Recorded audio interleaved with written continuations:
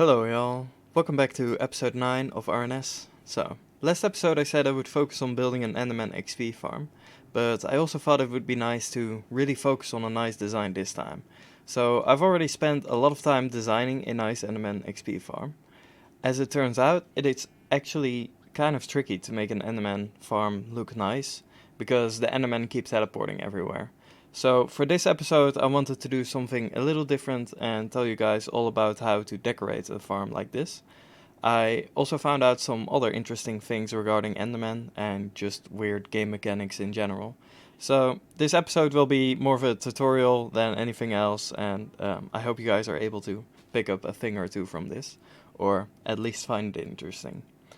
Anyway, the first thing I want to do is actually not show you the design I have right now, but an older design I made a couple of years ago. So let's go there. Alright, here we are. So, I'm sure a lot of you are already familiar with this type of enderman farm, but to make sure everybody is on the same page, I'll just tell you the basics. So, the spawning of monsters is based on a mob cap. Only a certain amount of monsters can be loaded at the same time.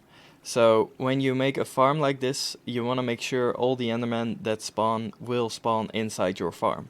Well, how do you do that, you may ask? By making sure there are no blocks for them to spawn on anywhere, for example. In the end, there happens to be this big ass void ready for us to make use of. So that is where our farm will be, in the middle of the void. Now, I won't explain the mechanics of the farm itself. I will be using a design that Gnemmon made. I will put a link for that in the description. I could go explain it all myself as well, but this video would be a whole lot longer then. And what I want to really focus on in this video is how you can make a cool design around your farm without breaking the farm or reducing its efficiency. One important small note is that the farm has to be all the way at the bottom of the world at Y0 to be efficient, so that does limit us in how we can build. So now let's take a look at this design of mine. We are in a creative world right now, so we are not actually in the end, but you know, just imagine that we are. Okay, right now we are standing inside the tunnel that leads up to the farm itself. The farm is in the middle of the void, so we want to have a way to get there. You can do pretty much anything with this this tunnel regarding design. The only thing you need to be mindful of is that it can't spawn endermen, so just light it up enough that no enderman can spawn and it should be good to go. Now, here is the farm properly. Here we have a lot more to take into account. Here in the front is the part where all the endermen gather and where you kill them. I'd say endermen are known for a couple of things. Don't look at them. They be teleporting everywhere and they are tall as heck. So the one thing that is most important to us right now is the teleporting. Because, well, we have all these endermen here in this box and we want to keep them there. So all the rest of this space has to be so that endermen cannot teleport there. And the first measure you've probably already guessed, and it's quite cramped in here. And that's because, well, endermen are quite tall and they are just simply too tall to teleport to this space. So that already excludes this entire room from endermen from teleporting here. But we also have the roof, and you can't just make a roof on top of your roof. That's not very effective. So to counteract that, I've put water everywhere, as you can see. There's just water on top of this whole thing. And as most of you will know, endermen hate water and they will not teleport to it. Then one last thing is that this room is quite long and there's nothing here. This seems like a bit of a waste, but endermen can teleport quite far away, 32 blocks in any direction, as a matter of fact. And as it happens, this block here is 32 blocks away from the killing chamber there. So up until here, the room has to be all the way up until here.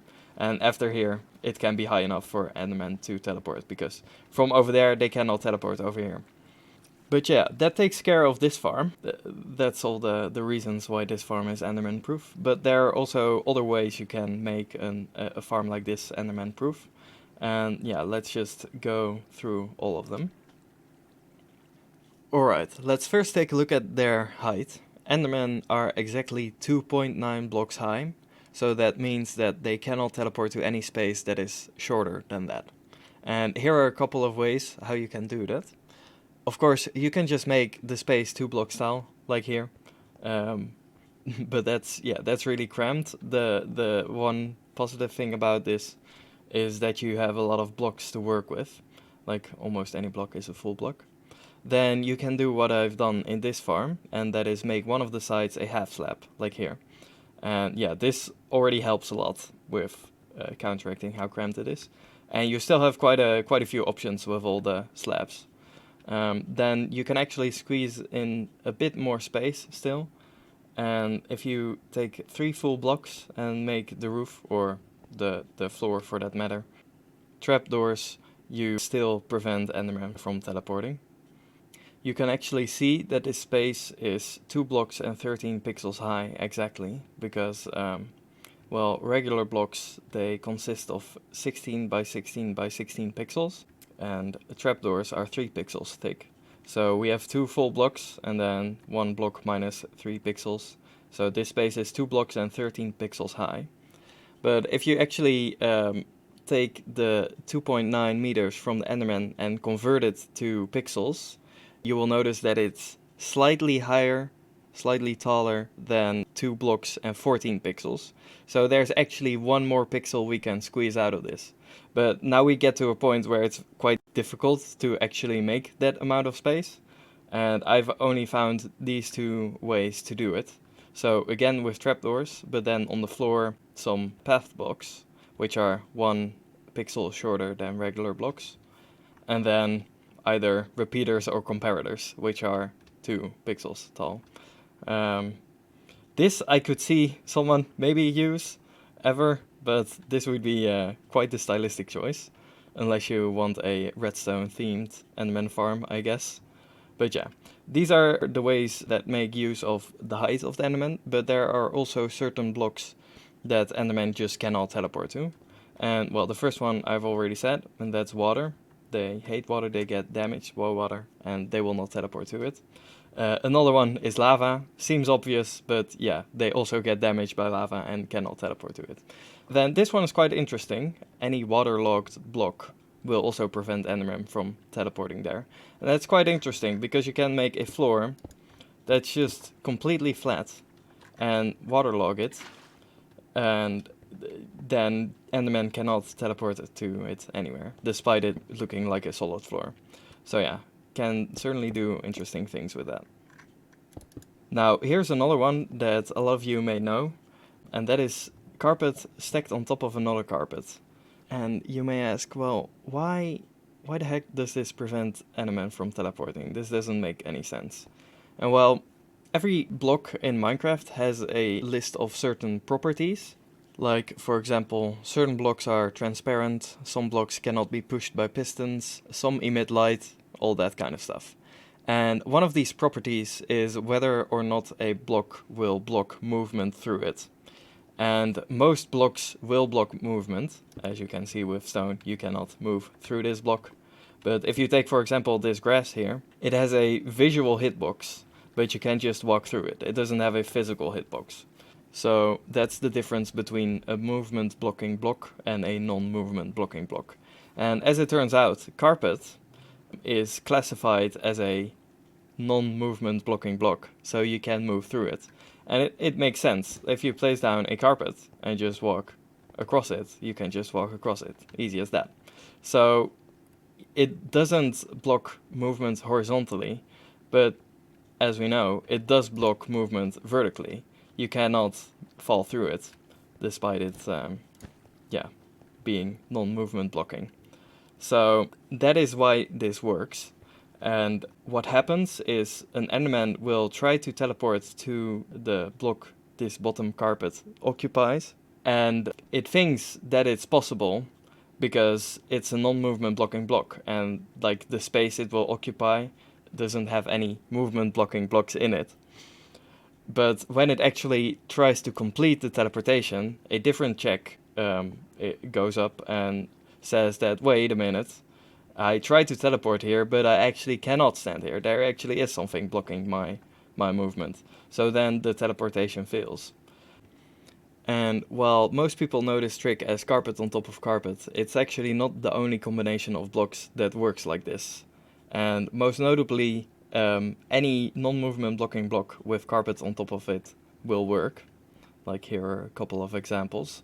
And the reason why these all have the carpet on the top and not other blocks on top is because carpet is right about the only block that can be placed on top of another non-movement blocking block.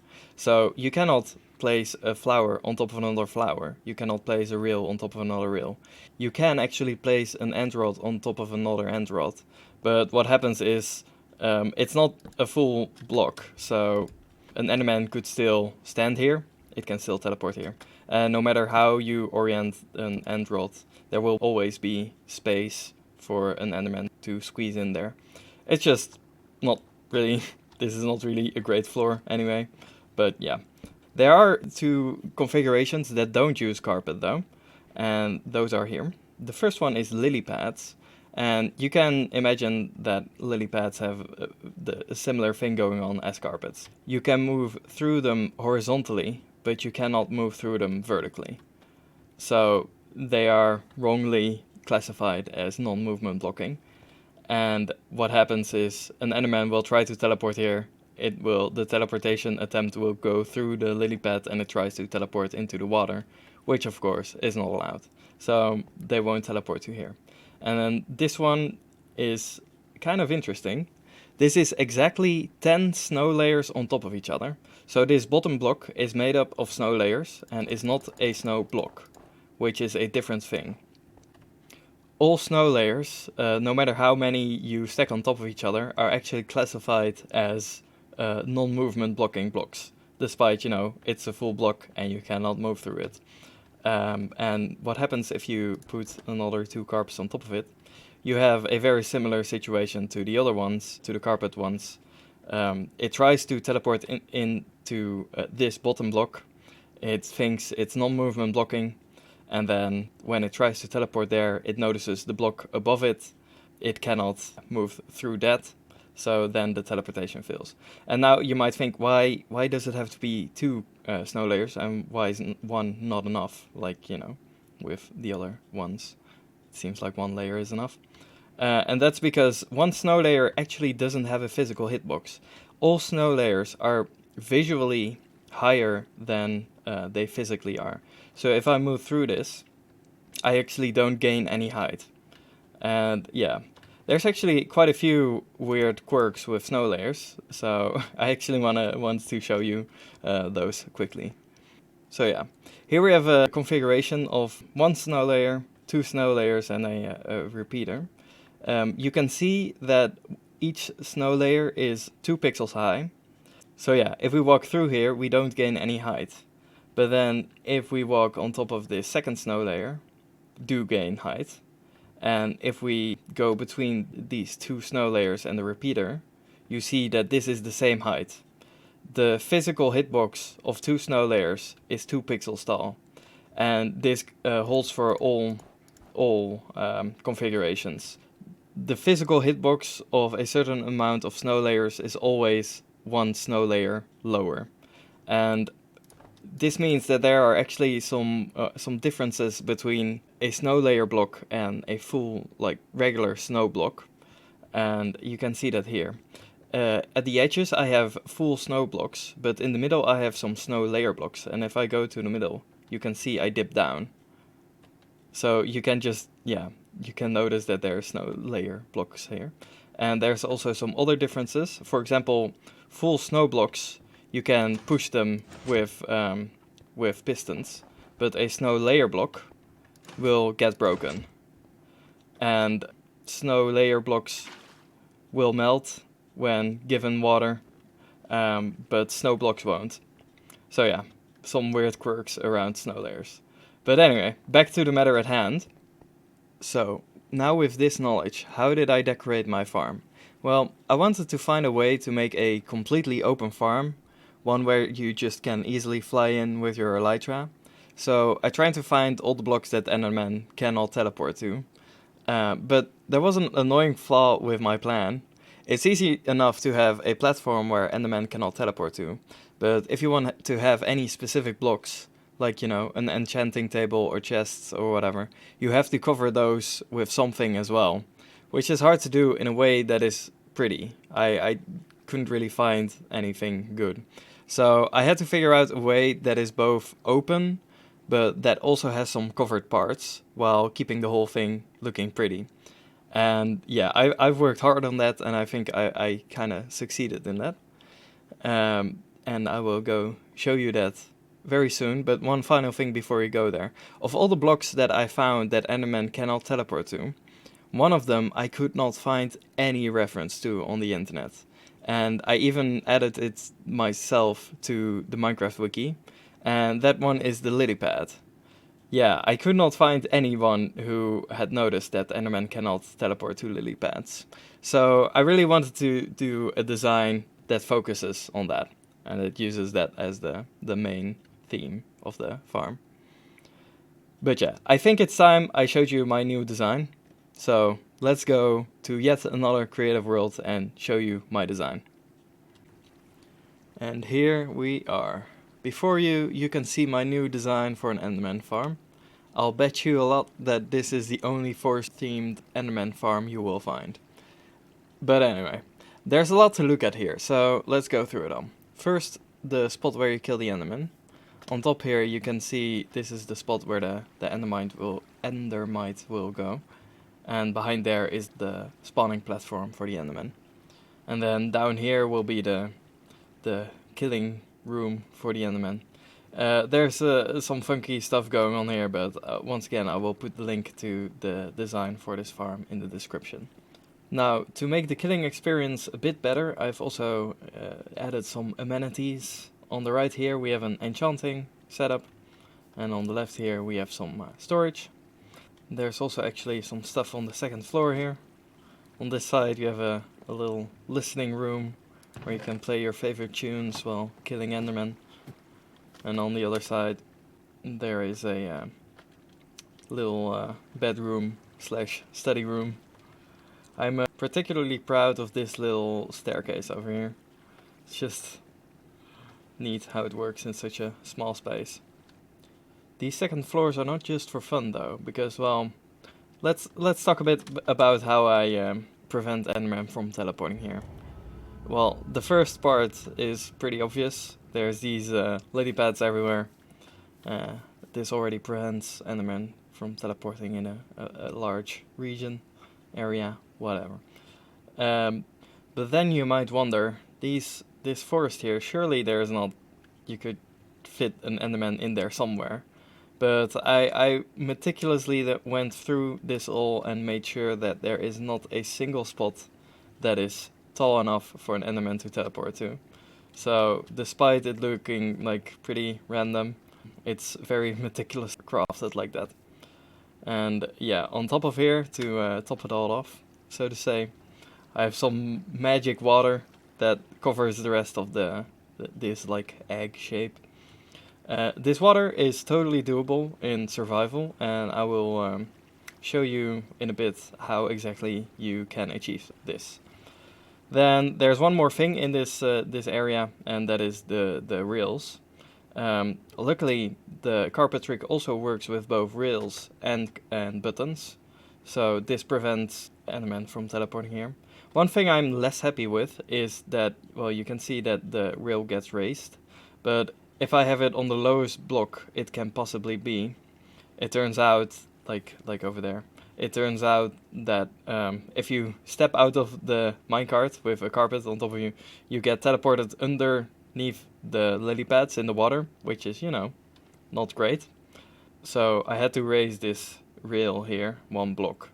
But not only that, I had to raise all this, because as it happens, this transition here, I cannot put carpet on top of this, because if I do that, you can travel one way easily, but if you travel the other way, you get stuck on the carpet. So if I go here, just go right through. But if I go the other way, you get caught on the carpet. So yeah, that's quite unfortunate. So I had to make this whole stretch 1 block higher, because this this is the exact distance from the killing chamber where endermen cannot teleport to anymore. So that's why the transition is here. Now let's look at this area, the real way up to the farm. I only did one side here, but because of convenience. But yeah, conveniently here we only need to prevent endermen from spawning and not teleporting. So with a few sneaky hidden lights somewhere around here, like there for example, it's pretty easy to make this enderman proof. But just to keep it consistent, I like the forest theme as well. I haven't, yeah, you see this one mushroom here. I want to add some mushrooms in the mix as well, but I haven't done that yet. I will do that in the survival world. Now, for the final part, the part that connects to the end island, you can see it doesn't quite reach the end island here, but this is just for testing purposes. But yeah, we gotta get to our farm somehow, right? And we are all the way at the bottom of the world, so I made this. I think I'm going to make a bigger area here with like a spiral railroad going all the way up to the end island. And yeah, we have more freedom here, so there's some other ideas we can work with. But as you can see, I haven't really worked it out too much.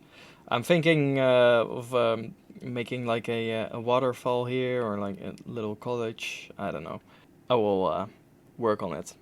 If you guys have any interesting ideas I can do with this area specifically, then just put them in the comments or message me directly, I guess. Now, that's it for the design part, but I still have a couple of interesting things I found out that didn't really fit anywhere else. First of all, let's take a look at the water trick I've been using here. Alright, let's first talk a bit about how water behaves in Minecraft. If you put down water in the middle here, it will spread out in every direction in like a diamond shape, as you would expect. But if I put down water near the edge here, it will flow straight towards the edge and not spread out. And this happens every time, unless I do this, and then it spreads out both ways. So what happens is water prioritizes going down in Minecraft over spreading out. And not only that, it will also try to go down the quickest way. So it will pick the quickest path to go down. And well, that's what you can see here. And that's why this happens as well. Because that path and that path are both just as long. So it will just spread out both ways. And now, if I remove this and go to the middle again, except this time I break a block here and put down water, it will flow straight towards that block. And this time it's a little rectangle, because there are multiple ways to get to that hole the quickest. And yeah, this explains basically how water spreads out in Minecraft in most situations. But even I don't know all the magic that Minecraft water holds. Because if I fill up this hole, it will spread out, like you would expect. But then this happens. And I cannot tell you why that happens at all. And if I break a block a bit further and then put down water, this happens. So yeah, no idea, but that's not necessary for our trick. One more thing is that water initially spreads out, but then it settles, and as soon as it's settled, it will not spread out any further unless any of the water blocks are updated.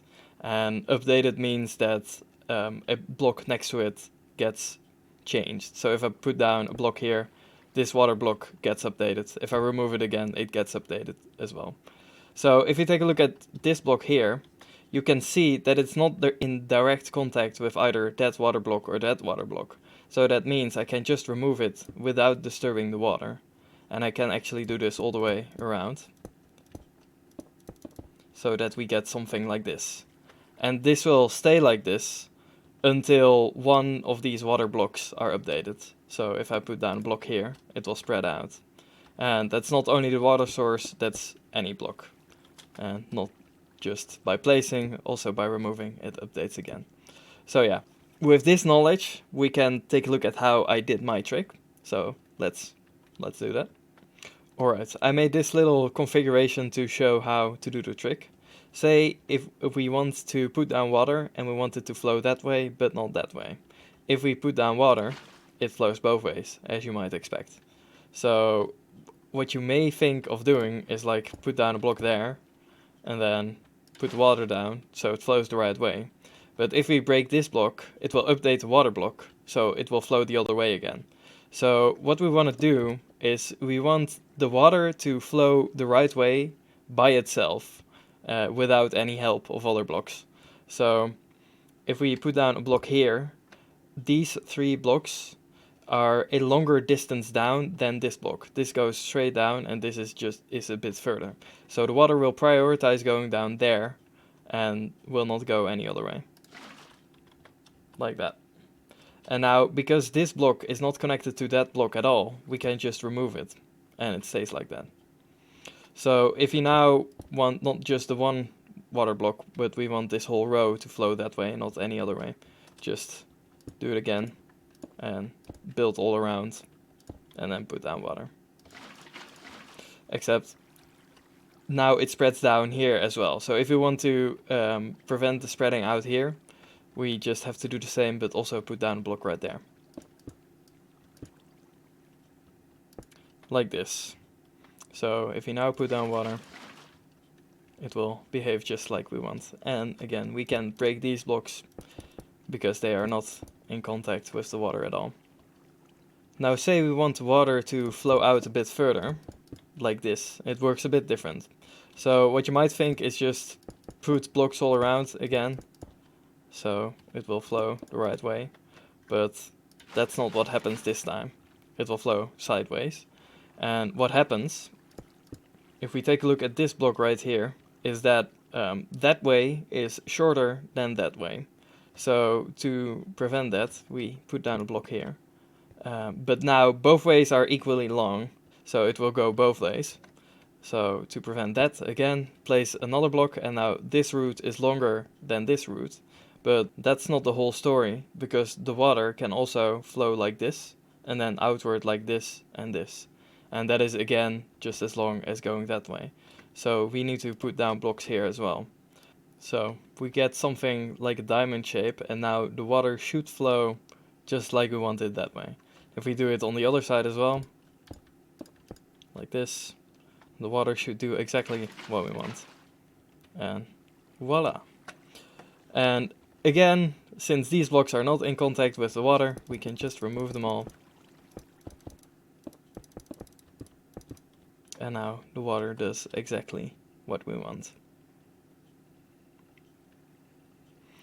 Alright, now a thing about lily pads. As you can see, they seem to be randomly oriented. And I wondered how this orientation was determined. If it was different between seeds, different between height and stuff like that. And as it turns out, it's not determined by the seed, but its orientation will be the same in every single seed.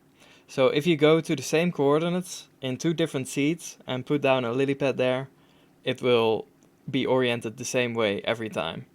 And I tested it out in a couple of worlds, and as you can see here, at the same coordinates, it will have the same exact orientation every time.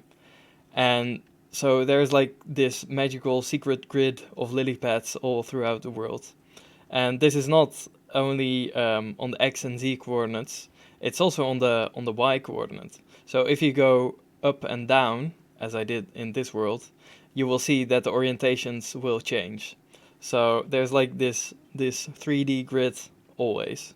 And this one grid also exists in different dimensions. Well, in this case, the end, because you can't have water in the nether. But yeah, if you go to the same coordinates in the end, again you will see that it's oriented in the exact same way. There's actually one more thing that I know that is that works like this, randomized, not based on the seed, but based on a predetermined thing, and that is bedrock. So if you go down to bedrock in any seed at the same coordinates, its layout will be the exact same, despite blocks around it being different. I thought that was the only thing that worked like that in Minecraft, but apparently not. And yeah, there might also probably be different things that work like that in Minecraft, but I don't know. Okay, so now a couple more things about Enderman. I actually have a testing spot over here to see whether Enderman would really teleport to certain blocks or not. So I would put down the Enderman right here and then shoot them to make them teleport and see whether they can really teleport to these blocks or not. And one thing you might have noticed is you cannot hit Enderman with arrows at all, because they will always teleport right before you can hit them. But if an Enderman doesn't have any place to teleport to, it will just stay where it is. But as it happens, you still cannot hit them with arrows. They're hard-coded to not be able to hit by any projectiles. So if I shoot them, the arrow will just bounce straight off like that every time. And this works, holds for all projectiles. So normally snowballs would also make them teleport, but that does nothing either now. Hey, so Future Rom here. Apparently in all of my research that I did for this episode, I did not come across this. You can put lily pads on waterlogged blocks as well. I don't know how I completely missed this, but yeah. I'm sure you could do something with this as well. Anyway, back to the other thing. And now, the final thing, I promised you guys a couple of episodes ago that I would tell you all about how teleportation works for Enderman and Chorus Fruit as well. So, to demonstrate that, I made these big platforms in the sky, so let's go there. Okay, here we are. Here we have a big platform that is 64 by 64 blocks, which is the exact distance a Enderman can teleport to. It can teleport anywhere within a cube of 64 by 64 by 64 blocks from where it is.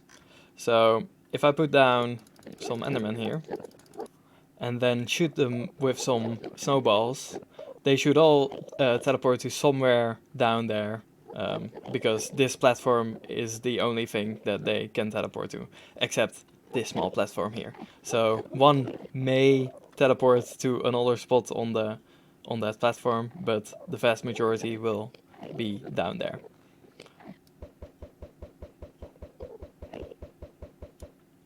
So yeah, now you can see they all teleported down there. Well, this all seems super duper obvious, but if you now go down here, we have another little platform and another big platform.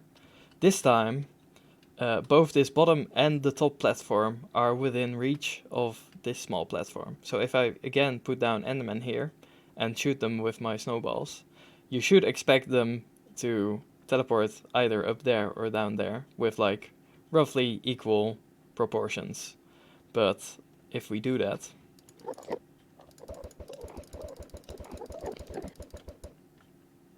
you can see that there are a lot of Endermen down here, but if we go up here, there are none. And I assure you that that platform is within reach of this little platform. Now, to know how this happens, we need to take a look at exactly how the teleportation algorithm of the Enderman works exactly. So, what happens when an Enderman tries to teleport is that it will pick a random spot within the 64 by 64 cube that it can teleport to, and it can be anywhere. It doesn't have to be on a block or whatever, it just can be anywhere within that cube. And if it has that spot and it is within the air, it will go down until it reaches a solid block, and then it will teleport to that block. If the teleportation attempt is within a block, it fails the teleportation, or if it can just like fall through into the void, I guess, and then it fails the teleportation as well. So what that means is that anywhere within this space underneath the top platform, if it tries to teleport there, it will go down and actually teleport on the bottom platform. So even though it is possible for them to teleport up here.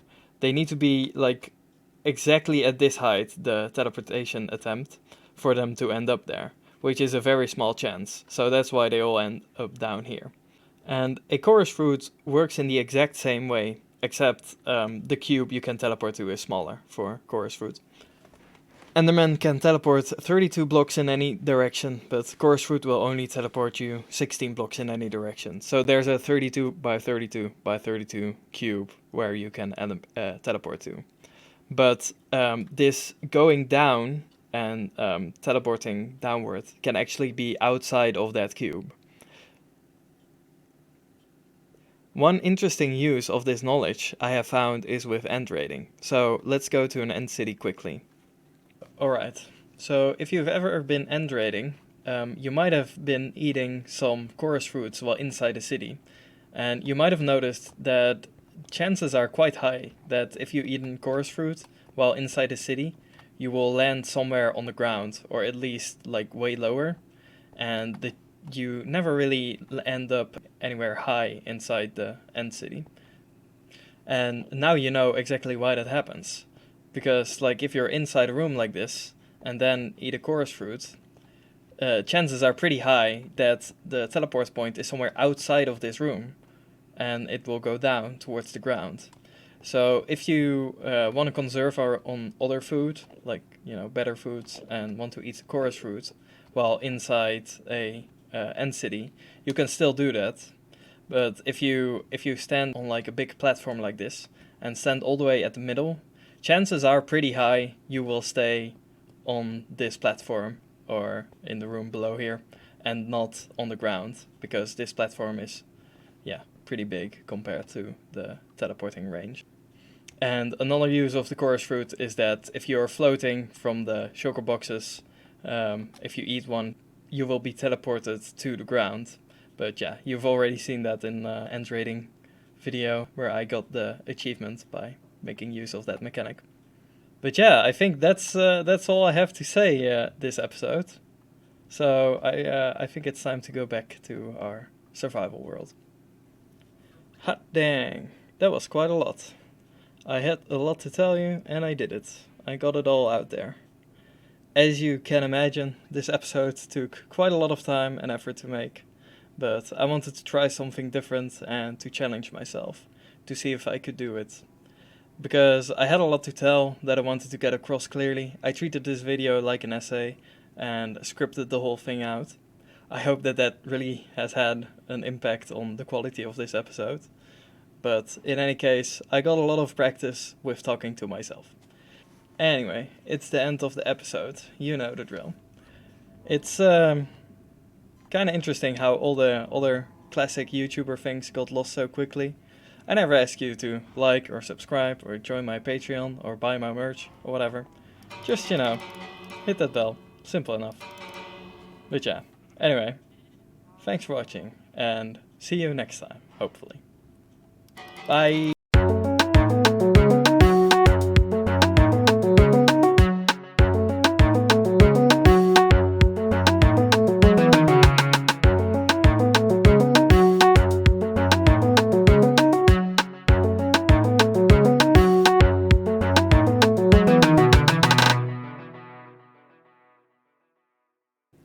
Now, that's it for the Now, that's it for the Now, that's it for the oh my god. For the design part. For the design part. Now, that's it for the design part